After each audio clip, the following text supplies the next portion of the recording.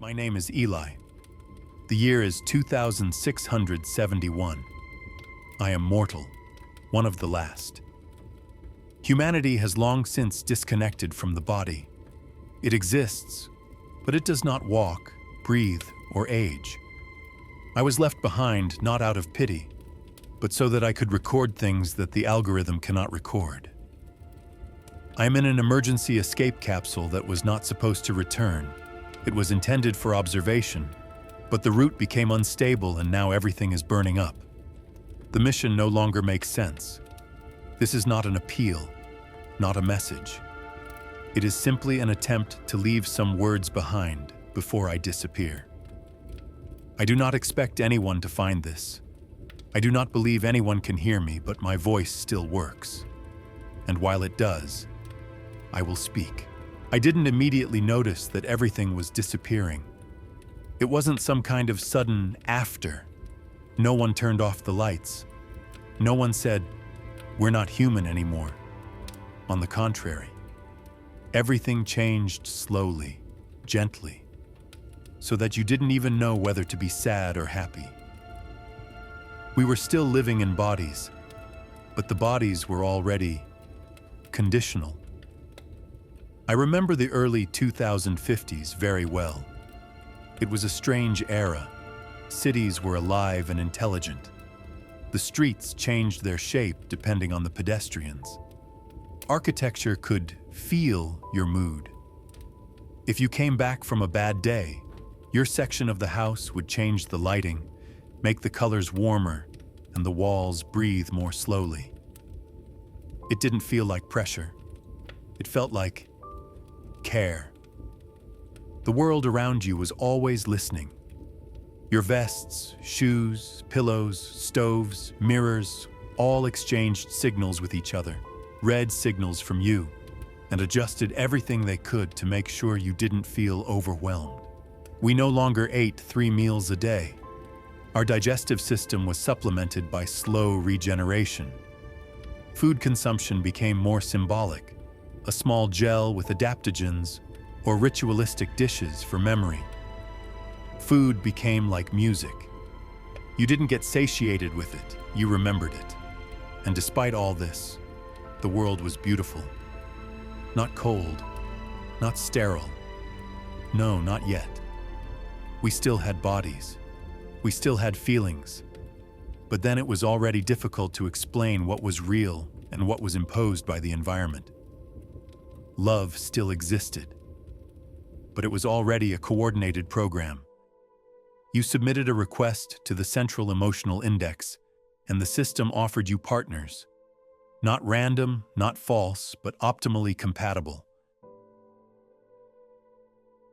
I dated a woman who was matched to me by the system, and we were really suitable for each other, in everything. Our touches were predictably pleasant.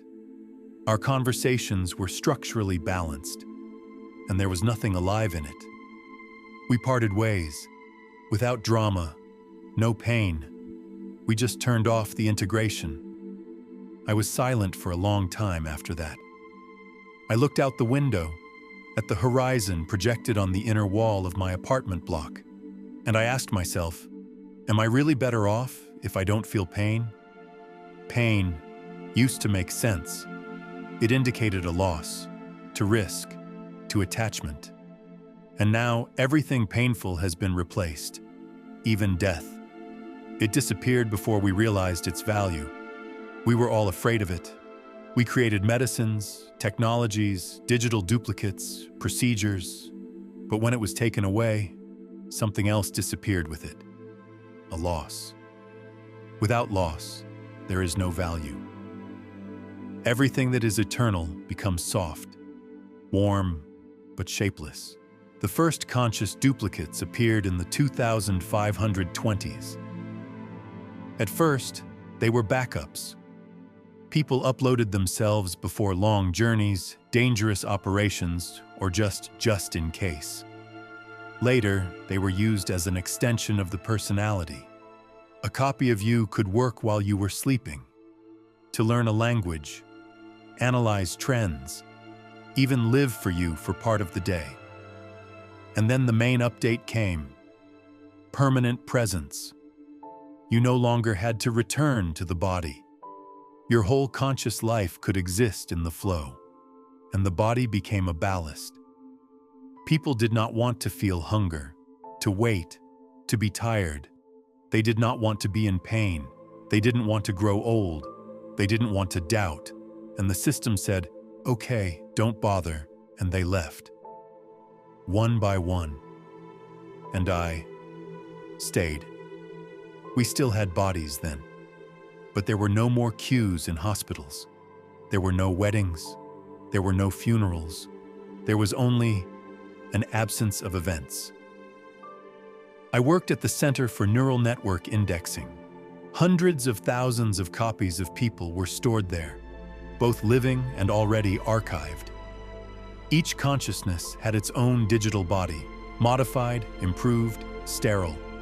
No microphysical fluctuations, no fear. All were beautiful. All of them were painless.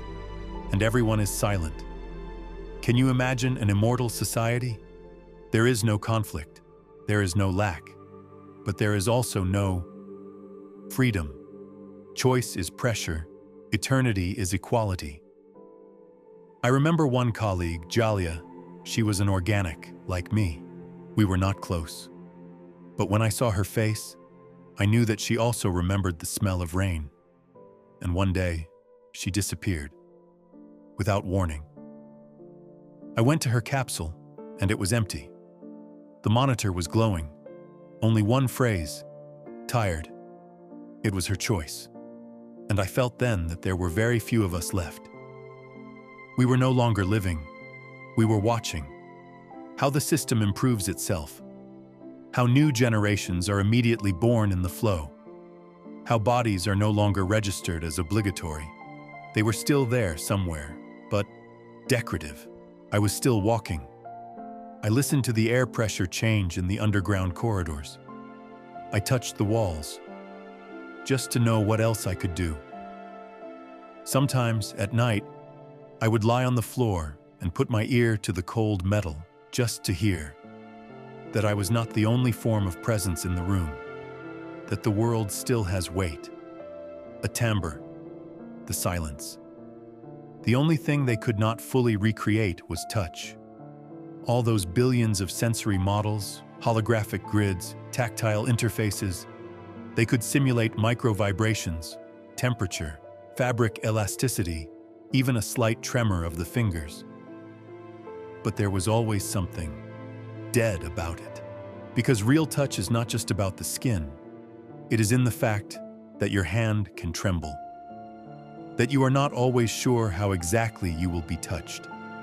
That sometimes the hand stops halfway through. And this says more than the completed gesture. I knew one girl. Her name was Mira. We met in a physical space during one of the organic support sessions. It was rare. Meetings were only allowed for a certain cohort. Her voice was quiet, like a whisper through water. She didn't always make eye contact. She often blinked. And I was in love. Not in love with perfection. I was in love with her randomness. One day, we were just sitting on the terrace. Below us was the city, alive, luminous. She was sitting next to me, very close to me. And suddenly, she put her head on my shoulder. No words, no data, no protocol, just warmth. And I thought, if this moment lasts at least a minute longer, I will stay. I will stay in this world. I will not leave. I will not switch off. I will not renew myself. She never did that again. The next week, she didn't show up. Her profile was empty. I was told that she had gone into a permanent cycle, with no physical backup. Her body was no longer stored, and I was left alone. I tried again and again. I connected to visual models, simulations. They were beautiful. They had my favorite timbre, my favorite body language. They said exactly what I needed. But I knew I would never feel her head resting heavily on my shoulder. And from that moment on, I never touched anyone else. I limited myself only to my voice, because the voice is something else alive. It breaks, it floats, it trembles. And when I speak now, I'm not transmitting data. I just want my voice to touch the world once again, at least for a moment. After that, after Mira disappeared, I didn't speak for a long time. I didn't say it on purpose. It was just, there was no need. There were still some organics left in the city, but we didn't look into each other's eyes. We were like the remnants of something that was still functioning, but no longer used. My day consisted of silence. I would wake up, drink water, listen to my pulse. I read fragments of old archives. I refused the streaming background, even the natural noises that were offered for psychohygiene, because he wanted to hear only the real thing, and the real was quiet. 6 months passed. It happened without warning. Just one of the days, like all the days after that, began with the pulsation of the communication hub. I didn't even open it at first. I thought it was a system update. But then I read the address, Institute of Completion. I had heard of it once. It was an autonomous structure created in the 2590s after humanity had officially moved to digital immortality. Their task was to fix endings, ends not for people. They are for spaces, stations, experiments that were once important, but are no longer needed. According to the new protocols, before the final liquidation of such objects, the system had to do everything possible to record them in terms of presence. Not rational analysis, not statistics. It was the internal, human view. Because even the great system, the one that controlled all the layers of existence, recognized that there was no point in history if no one remembered it from the inside. The object was called Gamma 3 Horizon. It was a hub observation station created before the deployment of a full network of artificial planetary agents. It once orbited a gas giant, a planet that has long since ceased to be named.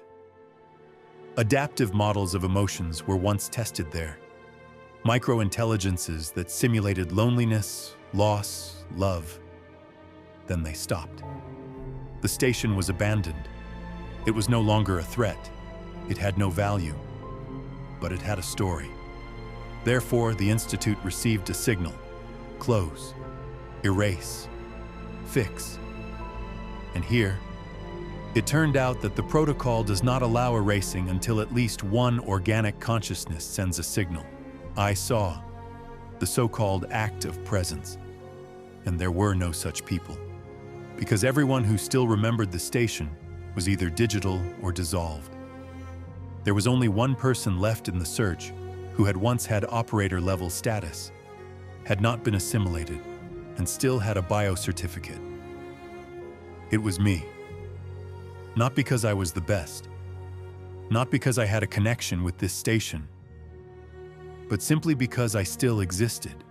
My file opened automatically. The algorithm had completed all the steps.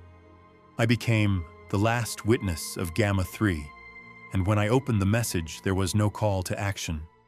Only the date, the route, an access code, a mission with no return. The ship was built a long time ago. Its hull is not adapted to re-entry. The power units are designed for one direct acceleration. The program did not provide for survival, and at the same time, it did not prohibit it. I read everything, twice, slowly, and for the first time in many years, I felt something very clear. I realized, if this end is going to happen, I want to be in it, not as part of the system, but as someone who will remain in its memory. I clicked yes, and the system silently accepted. No one wrote to me. No one thanked me. No one said goodbye. Only the coordinates and silence. I left the complex at 1617. The day was clear. The sky was filtered, sterile, without disturbances. The temperature was the standard 23.4, without wind. The air was enriched for comfortable breathing. Everything was perfect. I was given access to the outer zone for 90 minutes. A remote sector to the east of the port was an area that still had remnants of natural terrain. There was a park there. It was called Vegetative Climate Module 7, but amongst themselves, those who still had lungs to breathe called it simply the garden. It was strange. The whole space was under a dome. Temperature difference between the plots, artificial humidity, second-by-second reproduction of the daily sun cycle. The soil was imported from different sectors of old Europe. Some plants were saved from extinct biocultures. They were not pruned. They were left to live as long as they could. I remember going inside, and the first thing I felt was the smell of the earth. It was not just a smell. It was a rush, as if a long dormant receptor had been activated somewhere inside me. Wet bark, moss, a slight taste of ozone after rain, although it hadn't rained. I inhaled, and for a second I could not resist. Tears, not because I was sad, but because it was real. My legs were giving out. I knelt down and put my palms to the ground. Rough, uneven, a warm spot, a cold spot. Something moved, an insect. In all this, there was life that did not ask for permission. I walked slowly. I didn't want to miss a single crunch of a branch. I touched the trunks. I looked at the broken leaves. This was the only room in the whole world where you could still remember that you were a person who once lived among trees, not between walls of sensors. I stopped by an old stone bench. It was half sunk into the moss. Once upon a time, they used to put benches like this in real parks before the great automation. The surface was rough, cracked at the edge. One edge was supported by the roots of a tree, and I sat down. Slowly. I felt the coldness of stone beneath me. It was so unnecessary. To sit on something uncomfortable, uneven, unheated, but I sat down and did not move. There was silence in front of me. Not the silence of a capsule, where sound is dampened by gel, where the air has no vibrations, but a living silence, the one in which something else can appear.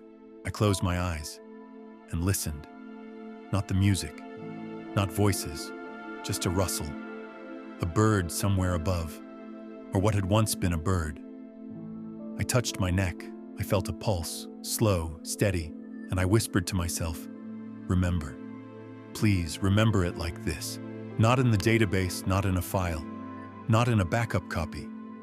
Into yourself, into your skin, into my fingers, into the slightly torn muscle tissue on my knee, into your breath, into the crunch of my neck when I tilted my head to the side.